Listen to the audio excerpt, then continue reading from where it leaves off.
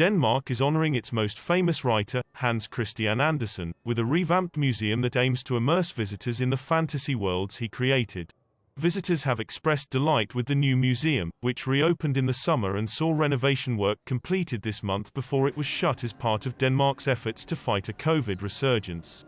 From The Little Mermaid to The Snow Queen, Andersen's works, which the author called his children, have inspired countless Disney films, ballets, songs and books. The old Hans Christian Andersen Museum in the writer's hometown of Odense in central Denmark was a traditional biographical museum, filled with a lot of artifacts and text, said Lone Wiedemann, marketing coordinator for Odense Museums. But visitors were looking for his fairy tales, because that's what they know. In a magical transformation that any fairy godmother would be proud of, city authorities have overseen a 7-year renovation of the museum into a sprawling complex above and below the cobbled streets of Odense's Old Town. After entering the redesigned museum, visitors move through the modest cottage where Andersen spent his childhood in the early 1800s, before being swept into a vast underground space devoted to his stories, filled with animations, interactive exhibits and music.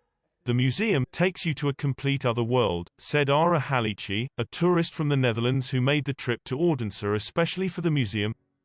How fantastic it is to be taken away from your daily struggles in life, he said. Having arrived just days before Denmark shut down cultural venues to fight a resurgent coronavirus pandemic, his story at least had a happy ending.